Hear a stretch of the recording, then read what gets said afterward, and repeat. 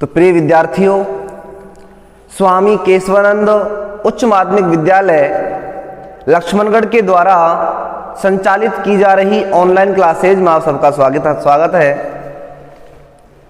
आज हम पढ़ रहे हैं 10वीं हिंदी विषय के अंतर्गत पाठ नंबर 2 और इस पाठ के रचयिता जो हैं वे हैं तुलसीदास जी।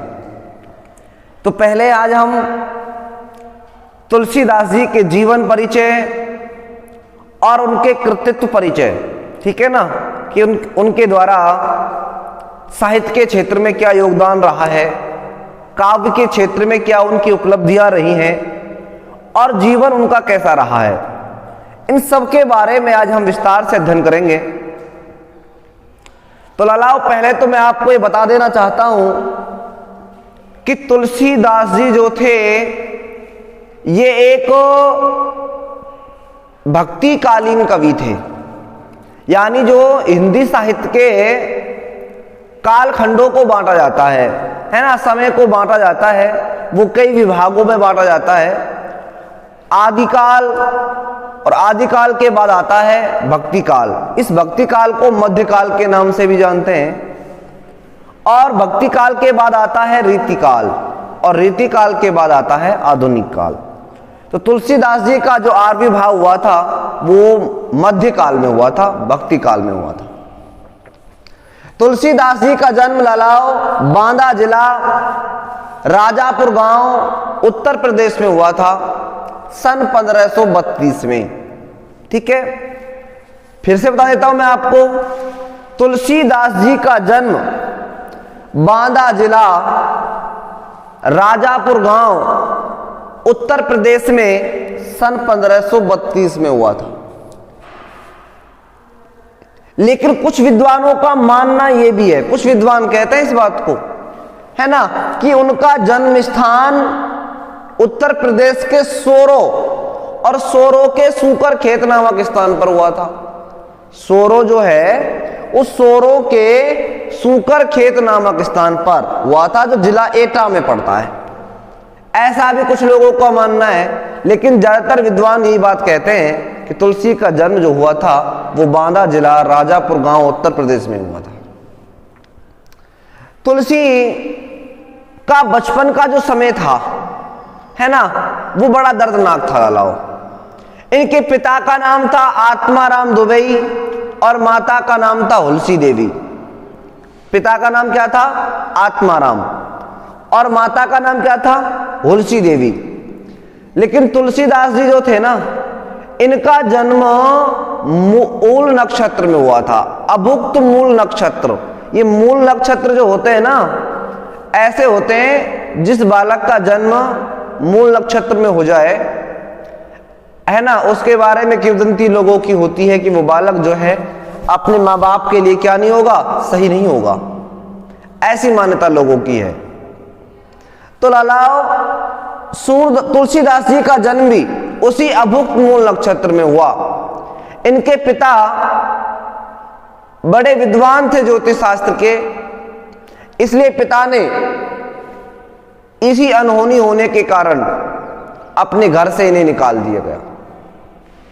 पिता के द्वारा तुलसी का गृह त्याग कराने पर तुलसी का जो लालन पालन किया गया, वो गांव की एक विधवा औरत जिसका नाम था मुनिया नाम की दासी, मुनिया, उस मुनिया नाम की दासी के द्वारा तुलसीदास जी का लालन पालन किया गया। उन्होंने ही इनका लालन पालन किया था, पाल पोस कर बड़ा किया था। एक और भी किंवदंती आती है लालाओ तुलसी के बारे में कि जब तुलसीदास जी पैदा हुए थे, जन्म के समय ऐसे दिखाई देते थे जैसे कोई 5 साल का बालक खड़ा हो।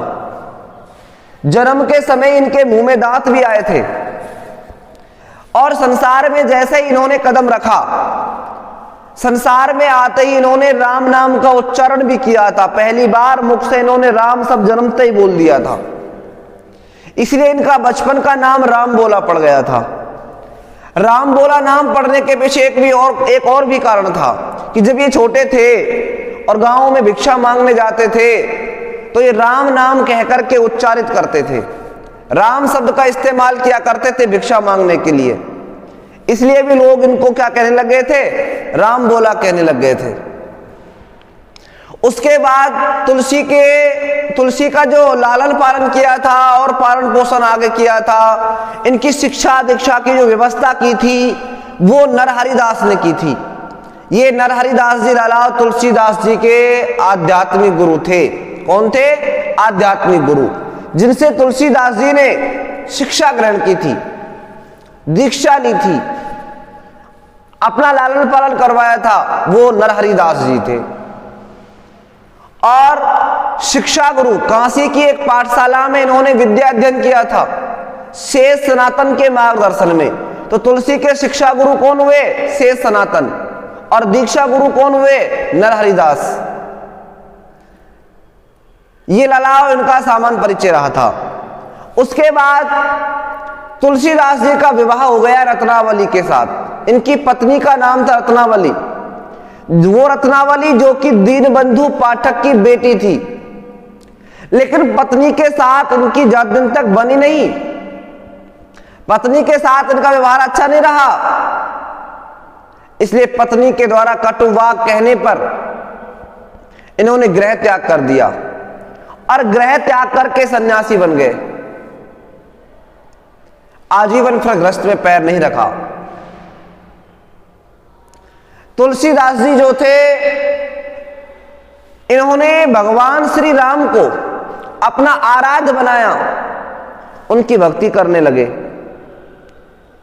उनकी स्तुति करने लगे, प्रार्थना करने लगे, उनकी महिमा का गुणगान करने लगे।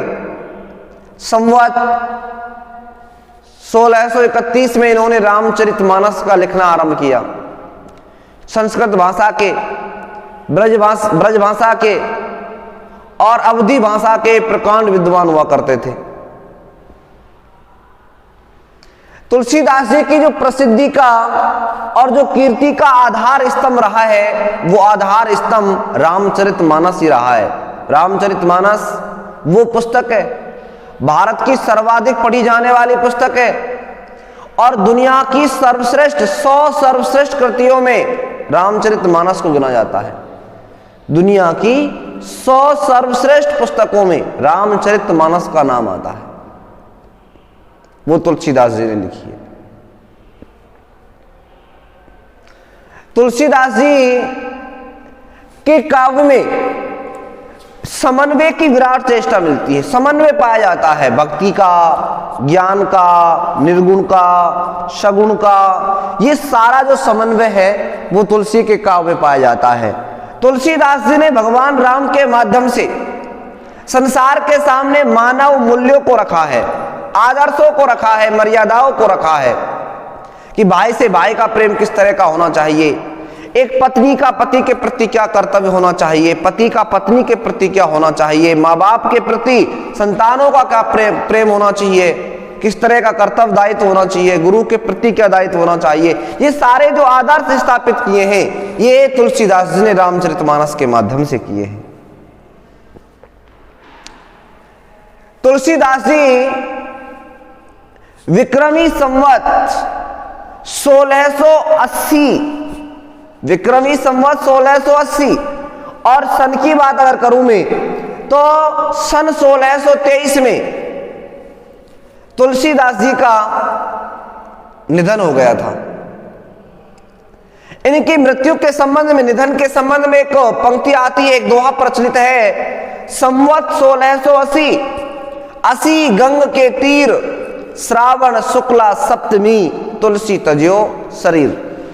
ये प्रसंग जो है, ये दोहा जो है, उनकी मृत्यु के संदर्भ में है कि इन्होंने सन 1623 में प्रातः काल गंगा के किनारे श्रावण मास की शुक्ल पक्ष की सप्तमी के दिन अपने प्राणों को त्याग दिया था। तुलसी के द्वारा रचित जो ग्रंथ हैं, उनमें कई सारे ग्रंथ हैं। रामचरितमानस है ना,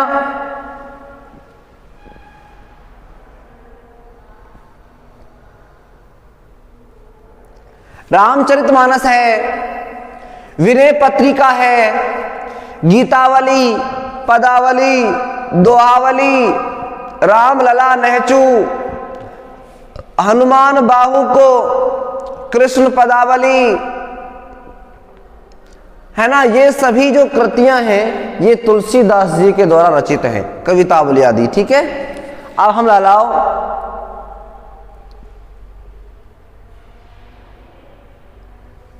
मूल पाठ पर आते हैं।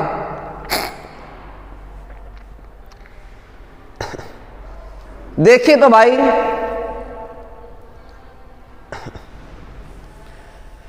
ये जो प्रसंग है, पहले चैप्टर में जो प्रसंग लिया गया है ना, राम लक्ष्मण परशुराम संवाद, यह रामचरितमानस के बालकांड से लिया गया है। कहां से लिया गया है? रामचरितमानस के बालकांड से लिया गया है। और इसमें प्रसंग क्या है? प्रसंग भी मैं आपको बता देना चाहता हूं। आप सबको विदित है और विदित यह है कि जो लंकापति रावण था, उस लंकापति रावण ने भयंकर तपस्या की थी भगवान शिव की, क्योंकि वो शिव का आराधक था। और शिव की आराधना करने के बाद उन्होंने शिव को प्रसन्न कर लिया। शिव को प्रसन्न करने के बाद उनसे वरदान मांगा, और वरदान में भगवान शंकर ने अपना पिनाक धनुष रावण को भेंट कर दिया। कह दिया कि रावण, ये धनुष लेकर के तुम लंका में चले जाओ, तुम विजित रहोगे। लेकिन एक बात कही थी कि धनुष जहां से उठा रहे हो ना, तो इसे लंका में ही जाकर के रखना, कहीं बीच में मत रखना, नहीं तो नहीं चलेगा ये। जब रावण लंका को धनुष लेकर के जा रहा था, तब उसे रास्ते में लघु शंका सताने लगी, और उन्होंने धनुष को महाराज जनक के बाग में रख दिया। लघु शंका से निवृत्त होने के बाद फिर से वापस जाने लगे लंका के लिए, तो धनुष उनसे चलने में नहीं आया, उनसे उठाया नहीं गया। वो हार थक कर वहां से चले गए। धनुष को महाराज जनक अपने घर ले आए। उन्हीं के घर में धरती पुत्री सीता रहती थी, है ना। उसके जन्म की भी एक लंबी कहानी है। जब सीता अपने घर में धनुष झाड़ू निकाला करती थी, झाड़ा पोछा करती थी, तो धनुष को एक हाथ में उठा लेती थी और उसके नीचे झाड़ू निकाल लिया करती थी। ये बात जनक जी देखा करते थे। इसी से उन्होंने सबक लिया, प्रेरणा ली कि मेरी बेटी का विवाह किसी ऐसे क्षत्रिय पुरुष के साथ क्यों होना चाहिए, वीर पुरुष के साथ होना चाहिए। धनुष यज्ञ की बात उनके मन में थी कि मैं अपनी बेटी का स्वयंवर रखूंगा, और स्वयंवर में परीक्षा के लिए धनुष को रखूंगा। जो धनुष का खंडन कर देगा उसके साथ मैं अपनी बेटी सीता का विवाह कर दूंगा। इसी उद्देश्य से आज उन्होंने धनुष यज्ञ का आयोजन किया था। दूर दराज के सभी राजाओं को, महाराजाओं को निमंत्रित किया था अपनी बेटी के स्वयंवर में आने के लिए। इधर विश्वामित्र जी, जिनके यहां राम और लक्ष्मण थे, विश्वामित्र जी महाराज दशरथ से राम और लक्ष्मण को वरदान में मांग कर लाया था, धनुष यज्ञों की रक्षा करने के लिए, अपने यज्ञों की रक्षा करने के लिए। आज निमंत्रण विश्वामित्र के यहां भी पहुंचा था, शिष्यों के यहां भी पहुंचा था। विश्वामित्र के साथ राम और लक्ष्मण जनकपुरी की शोभा देखने के लिए आए थे। वो भी स्वयंवर में उपस्थित हुए थे। दूर दराज के राजा भी आए थे, लंकापति रावण भी उसमें आया था, पाताल लोक से बाणासुर भी आया था, बड़े बड़े धनुर्धर, बड़े बड़े योद्धा सबके सब आए थे। धनुष को तोड़ने की, उठाने की, हिलाने की कोशिशें कर रहे थे, लेकिन धनुष टूटने की बात तो कहां, हिलने का नाम भी नहीं ले रहा था। सारे लोग हताश थे, निराश थे, परेशान थे, सबके मुंह लटके हुए थे, क्योंकि बड़े बड़े योद्धा बनकर जो आए थे, जो सीता से विवाह करने की इच्छा लेकर के आए थे, वो परीक्षा में पास ही नहीं हो पा रहे थे। इसलिए बेचारे सबके सब मुंह लटकाए बैठे थे।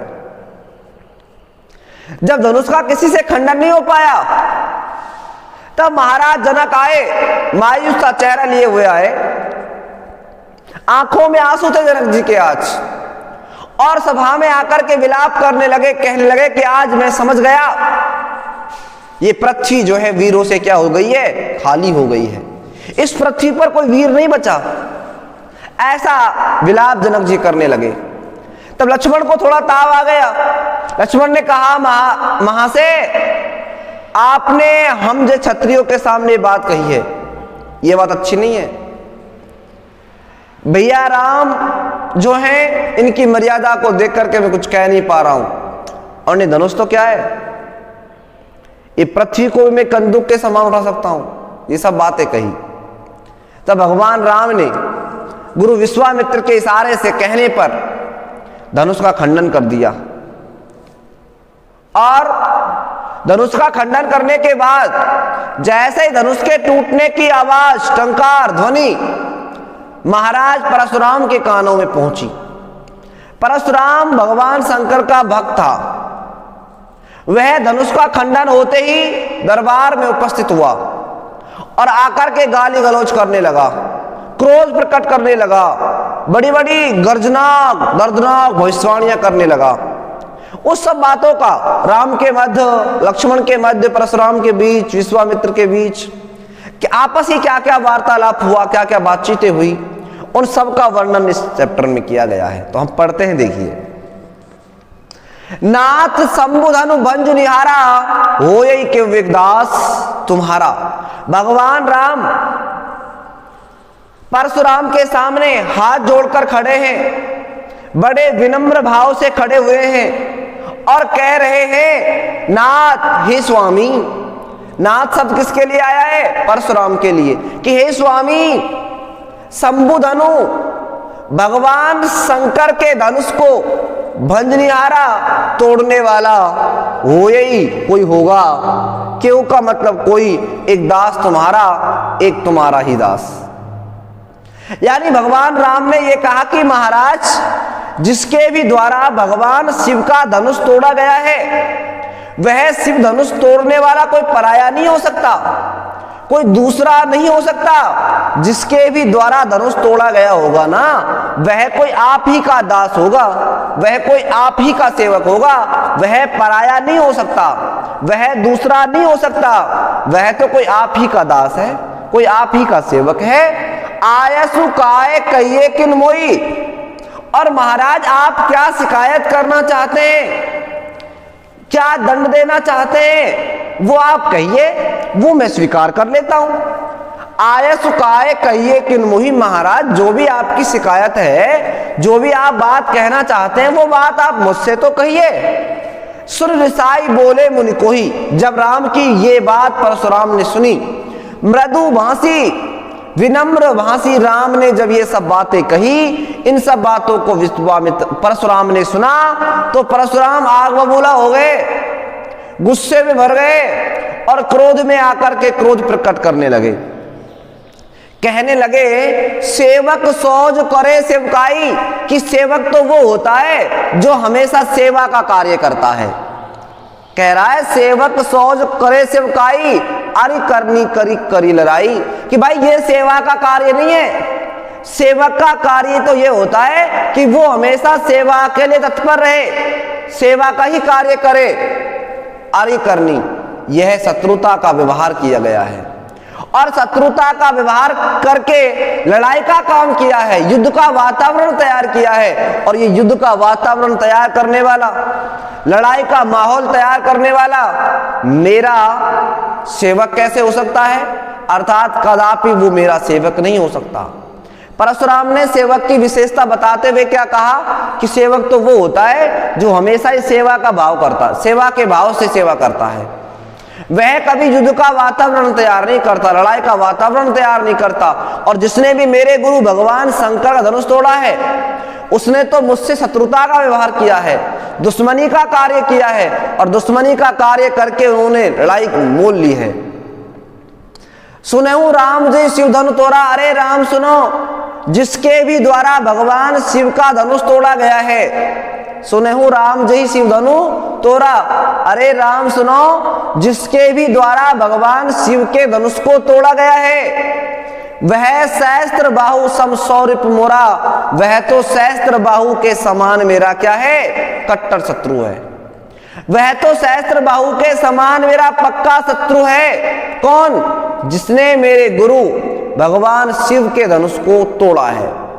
भगवान शंकर के धनुष को तोड़ने वाला मेरा सेवक नहीं हो सकता। वो तो मेरा सहस्त्र बाहु के समान कौन होगा, शत्रु होगा, दुश्मन होगा। ये सहस्त्र बाहु कौन है, ये भी आपको बता देता हूं। लाला परशुराम के पिता थे जिनका नाम था जमदग्नि। क्या नाम था? जमदग्नि। जमदग्नि के आश्रम में गाय थी, गाय का नाम था कामधेनु। एक राजा थे जिनका नाम था सहस्त्रबाहु, कीर्ति वीर्य सहस्त्रबाहु, ये राजा का नाम है, जिनके शरीर पर 1000 भुजाएं थी। सहस्त्रबाहु के शरीर में कितनी भुजाएं थी? 1000 भुजाएं। 1000 भुजाओं वाला था ये सहस्त्रबाहु। एक दिन एक शिकार का पीछा करते करते जमदग्नि के आश्रम में पहुंच गया और जमदग्नि के आश्रम में उन्होंने कामधेनु गाय को बंधा देखा। गाय को देख करके लालच आ गया। जमदग्नि से बोले, गुरुदेव ये गाय आप मुझे दे दीजिए। जमदग्नि ने कहा कि ये गाय मैं आपको नहीं दे सकता, अगर इस गाय को मैंने आपको दे दिया तो देवता जो लोग हैं भूखे मर जाएंगे, उनका लालन पालन कैसे होगा, ये गाय मैं आपको नहीं दे सकता। तो उस सहस्त्रबाहु ने उससे कहा कि ये गाय मैं आपके पास रहने नहीं दूंगा। कुछ समय के बाद सहस्त्रबाहु ने कामधेनु गाय को चुरा लिया, चुरा कर अपने साथ ले गया। इससे जमदग्नि बहुत दुखी हुए।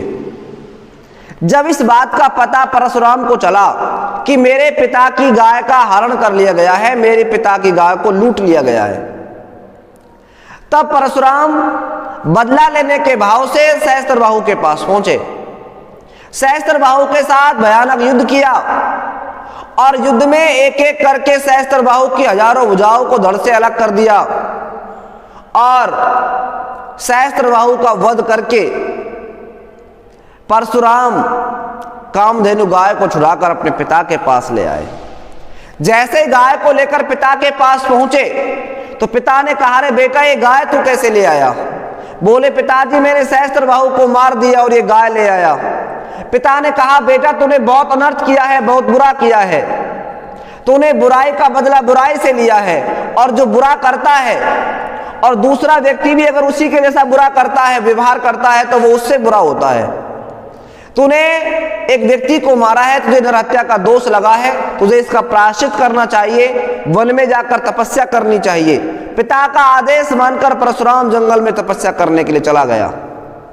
इधर सहस्त्रबाहु के सैकड़ों वंशज थे, उन्हें इस बात का पता चला कि मेरे पिता का वध कर दिया गया है। उन्होंने बदले के भाव से जमदग्नि की हत्या कर दी थी।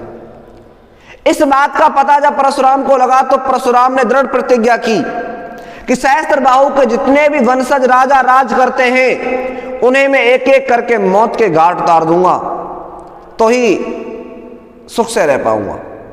तब उन्होंने इस प्रतिज्ञा को पूरा किया, बीन बीन करके उन सारे राजाओं को धरती से विहीन कर दिया। ठीक है, ये था लालाओ सहस्त्रबाहु। तो परशुराम भी धनुष को तोड़ने वाले को उपमा देते हैं किसकी? सहस्त्रबाहु की। इसलिए लालाओ इसमें उपमा अलंकार भी है। कौन सा अलंकार है? उपमा अलंकार।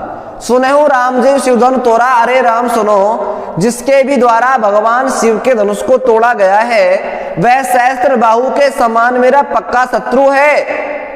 सौ बिल गाओ बिहाई समाजा, नैते मारे जही सब राजा। परशुराम ने एक और खौफनाक और भयानक भविष्यवाणी की और ये कहा कि मेरा जो शत्रु है, धनुष को तोड़ने वाला जो अपराधी है, इस राज दरबार में मौजूद है, इस राज दरबार में उपस्थित है और सारे समाज के लोग सुन रहे हो। या तो आप उसका नाम सार्वजनिक कर दो, उसका नाम बता दो धनुष कौन ने तोड़ा है, या फिर वो खुद ही अपना अपराध स्वीकार कर ले, अपने आप को अलग कर ले वरना जितने भी राजागण यहां मौजूद हैं जनक के दरबार में, ये सारे के सारे मेरे हाथों यहीं पर कत्ल कर दिए जाएंगे, मेरे हाथों यहीं पर मार दिए जाएंगे, कोई भी यहां से बिना मरे नहीं जा सकता। ये भविष्यवाणी भी कर दी। कौन ने? परशुराम ने। क्या कहा कि जितने भी राजागण यहां मौजूद हैं, इन राजाओं के समाज में मेरा शत्रु छिपा बैठा है, या तो आप उसका नाम बता दो या फिर वो स्वयं अपने आप को अलग कर ले, वरना सारे राजाओं को मेरे हाथों से यहीं पर मारा जाएगा, मेरे हाथों से उन्हें कत्ल कर दिया जाएगा। सुनी मुनि बचन लखन मुस्काने, बोले परस धरे यऊ माने। जब परशुराम ने ऐसी अहंकारी बातें की राज दरबार में उपस्थित होकर, तो लक्ष्मण परशुराम की बातों को सुनकर मन ही मन में मुस्कुराने लगे, मन ही मन में हंसने लगे। बोले परस धरैयौ माने, और परशुराम की ओर इशारा करके, संकेत करके कहने लगे।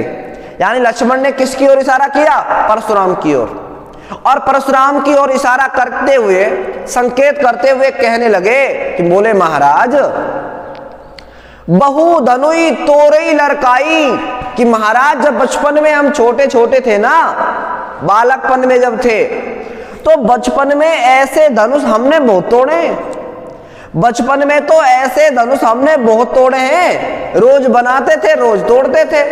कबऊ ना असर कीन गुसाई, लेकिन मुनिवर ऐसा क्रोध, ऐसा गुस्सा जैसा आज तुम प्रकट कर रहे हो, ऐसा गुस्सा तो आज तक कभी किसी ने नहीं किया। आपने भी पहले नहीं किया, किसी और ने भी हमें नहीं टोका, है ना। हमें तो एक प्रकार से क्या लगी हुई है? ऐसे धनुष तोड़ने की आदत लगी हुई है। बहु धनुई तोरई लड़काई, महाराज ऐसे धनुष तोड़ने की हमें आदत सी लगी हुई है। ऐसे धनुष तो हमने बचपन में बहुत तोड़े हैं। कबऊ न असर सकीन गुसाई, और मुनिवर ऐसा क्रोध, ऐसा गुस्सा आज तक कभी किसी ने प्रकट ही नहीं किया जैसा क्रोध आप प्रकट कर रहे हो। यही धनु पर ममता के हेतु। एक बात और कही, लेकिन महाराज आप एक बात तो बताओ, जो इतने सारे धनुष हमने बचपन में तोड़े थे तब तो आपने कुछ नहीं कहा, कभी हमारा विरोध प्रकट नहीं किया, लेकिन जब ये धनुष हमने तोड़ा है तो इस धनुष के तोड़ने पर आप इतना क्रोध प्रकट क्यों कर रहे हो? इस धनुष से ही आपका विशेष लगाव क्यों है? इतनी ममता, इतना प्रेम आपका इस धनुष पर क्यों है? लक्ष्मण व्यंग भाव में ये कहना चाहता था कि ये तो नहीं है कि मैं सीता के साथ विवाह करूं, मेरा सीता के साथ विवाह हो, कि सीता से विवाह करने की बात तो आपके मन में नहीं है, जो आप ये सब बातें कह रहे हैं। जैसे ही परशुराम ने लक्ष्मण की इस व्यंग बात को सुना, सुन रिसाई के भृगकुल के तुम वो परशुराम, वो भृगुवंशी परशुराम गुस्से में आ गए और क्रोध में आ गए, और क्रोध में आकर के कहने लगे, क्या कहने लगे? रे नृप बालक कालबस, अरे राजा के राजकुमार, नृप बालक राजकुमार, कालबस काल के वशीभूत होना, मृत्यु के वशीभूत होना। रे नृप बालक काल बस, बोलत तो ही ने संभाल, अरे राजा के मूर्ख बालक लक्ष्मण, तेरे सिर पर काल सवार हो चुका है, तेरी मृत्यु निकट आ गई है, और मौत के वशीभूत होकर के तू क्या नहीं कर पा रहा है? अपनी जबान को संभाल कर नहीं बोल पा रहा है, अपनी जिह्वा को संभाल कर नहीं बोल रहा है। धनु सम त्रिपुरारी धनु, ये कोई आम धनुष नहीं है जो बाजार में बिकता है, ये कोई साधारण धनुष नहीं है, आम धनुष नहीं है। यह धनुष भगवान शंकर का धनुष है। इसका नाम पिनाक है, और यह बात सारा संसार जानता है। यानी भगवान शंकर का पिनाक धनुष है, जो कि बहुत प्राचीनतम है, और इस प्राचीन धनुष के बारे में सब संसार जानता है। हर कोई जानता है कि धनुष कितना ऐतिहासिक धनुष है। ये आम धनुष नहीं है जो बाजार में बिकता है। यह बात लालाओ कौन ने कही? क्रोध में आकर के लक्ष्मण से परशुराम ने कही थी। एक बार इस पद को दोबारा देखिए।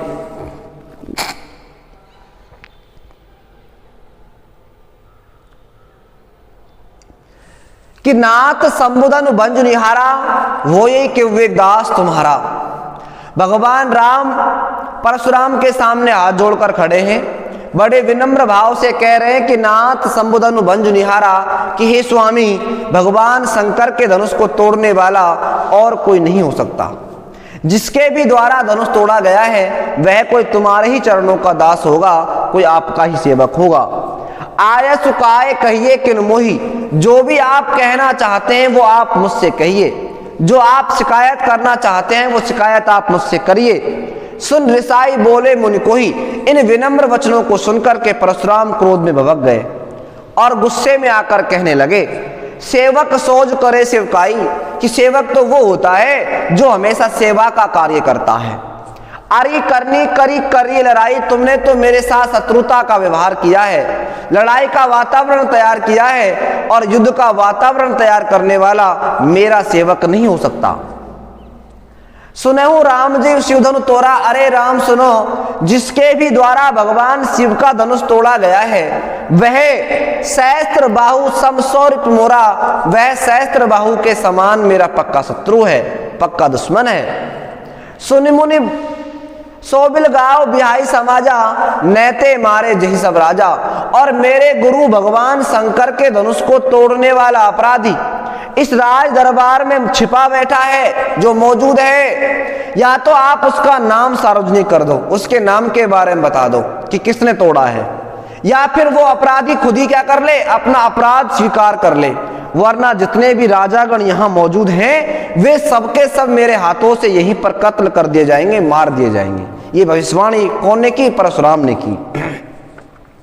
सुनि मुनि बचन लखन मुस्काने, परशुराम के ऐसे गर्वीले वचनों को सुनकर, अहंकारी वचनों को सुनकर लक्ष्मण मन ही मन में मुस्कुराने लगे। बोले परस धरैया माने, और परशुराम की ओर इशारा करके संकेत करके कहने लगे, बहु धनुई तोरई लड़काई, कहने लगे कि महाराज बचपन में जब हम छोटे छोटे थे ऐसे धनुष हमने खूब तोड़े थे, लेकिन आज तक ऐसा क्रोध जैसा आप प्रकट कर रहे हैं ऐसा क्रोध तो आज तक किसी ने प्रकट ही नहीं किया। यही धनु पर ममता के हेतु आपका इस धनुष से ही विशेष लगाव क्यों है? सुन ऋषाई के भक्कुल केतु। यह सुनकर के रघुवंशी परशुराम गर्जना करते हुए, गुस्से को प्रकट करते हुए कहने लगा, रे नृप बालक काल बस, अरे राजा के मूर्ख बालक लक्ष्मण, तू काल के वशीभूत हो चुका है, तेरी मौत सिर पर नाच रही है, इसीलिए तू अपनी जिह्वा को संभाल कर नहीं बोल रहा है, अपनी वाणी को संयम से नहीं बोल रहा है। धनुई सम त्रिपुरारी धनु, यह भगवान शंकर का प्राचीन धनुष है जिसका नाम पिनाक है, और इस धनुष के बारे में सारा संसार जानता है। तू इस धनुष के बारे में कुछ भी नहीं जानता है, क्योंकि धनुष ऐतिहासिक है।